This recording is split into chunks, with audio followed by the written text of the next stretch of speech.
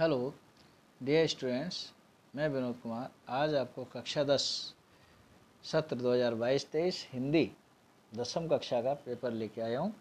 इसमें आप देखकर अपने अर्धवार्षिक के पेपर की तैयारी कर सकते हैं।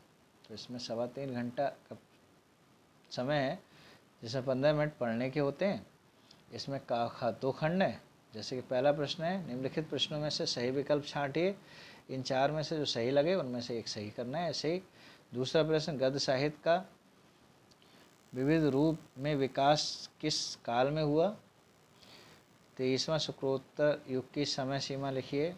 चौथा, सरस्वती पत्रिका के संपादक कौन है। आचार्य हजारी प्रसाद द्विवेदी। ऐसे ही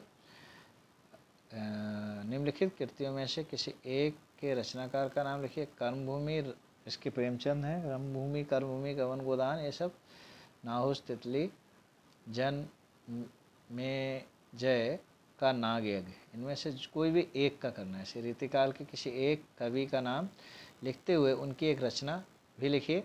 साकेत किसकी रचना है, इसका नाम। तार सप्तक के संपादक कौन है। केशव दास किस काल के कवि हैं। पथिक किसकी कृति है। और 11वां प्रश्न, हाँ वृद्धा के अतुल धन, हाँ वृद्धा के सहारे, हाँ प्राणों के परम प्रिय, हाँ एक मेरे दुलारे, उपयोग गद्यांश में कौन सा रस है। 12वां, जो सुमिरन सिद्ध होए गणनायक कविवर बदन, करहु अनुग्रह सोए, बुद्धि राश शुभ गुण सदन। इस छंद में चरणों में कितनी कितनी मात्राएं हैं, तो इसमें चेक किया है। ये दूसरा वाला पहले और तीसरे चरण में 11-11 मात्राएं हैं।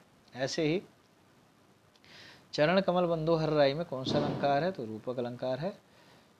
14वां प्रश्न, रामकृष्ण के बीच किस योजक चिन्ह है तो का प्रयोग, तो राम और कृष्ण के बीच में जो डैश लगा है इसको योजक चिन्ह ही कहते हैं।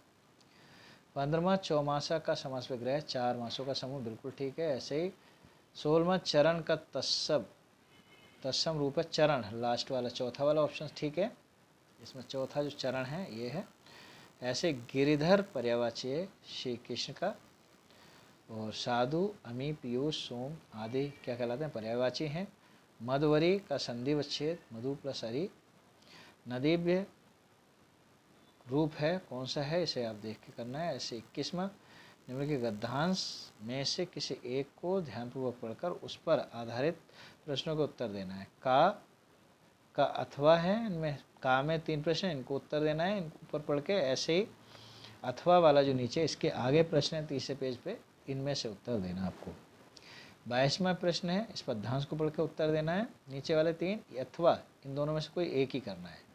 23वां प्रश्न, निम्नलिखित संस्कृत गद्यांशों में से किसी एक का संदर्भ सहित हिंदी में अनुवाद करना है। ये पहला वाला कर सकते हो अथवा दूसरा वाला कर सकते हो। या खा वाला जो प्रश्न है उसमें से भी दो में से कोई एक श्लोक का अर्थ कर सकते हैं। 24वां, अपनी पाठ्य पुस्तक से याद किया हुआ कोई श्लोक जो आपने याद किया हो, जो स्पष्ट पद में ना आया हो, ये शर्त होती है, उसे आप लिखना है। खा वाले में इन प्रश्नों के उत्तर देना है। और 25वां, किन्हीं निम्नलिखित लेखकों में से किसी एक का जीवन परिचय देते हुए उनकी 2 रचनाओं का नाम, जैसे आचार्य रामचंद्र शुक्ल, जयशंकर प्रसाद, डॉक्टर एन प्रसाद। बोर्ड के हिसाब से भी ये बहुत इंपॉर्टेंट है। ऐसे खावाला, निम्नलिखित कवियों में से किसी एक का जीवन परिचय देते हुए, ये तीनों कवि बहुत इंपॉर्टेंट हैं, जो तुलसीदास, सूरदास और महादेव वर्मा। अगर ये याद कर लेते हैं बोर्ड में भी 100% आएंगे। 26वां, निम्नलिखित में से किन्हीं 2 वाक्यों के संस्कृत में अनुवाद। सदा सत्य बोलो, मैं विद्यालय जाता हूँ, अहम विद्यारंभ गच्छामि, सदा सत्यव्रत आदि, इन में से कोई 2 के आपको करना है। मयूरा नृत्यति, मोर नाचते हैं, मयूरा नृत्यंती, मतलब आपको आने चाहिए। इसी प्रकार से खा में निम्नलिखित में से किसी एक धातु, लकार, पुरुष और वचन का उल्लेख कीजिए। पठाव दे दिया, हसाम, इनमें से किसी एक का।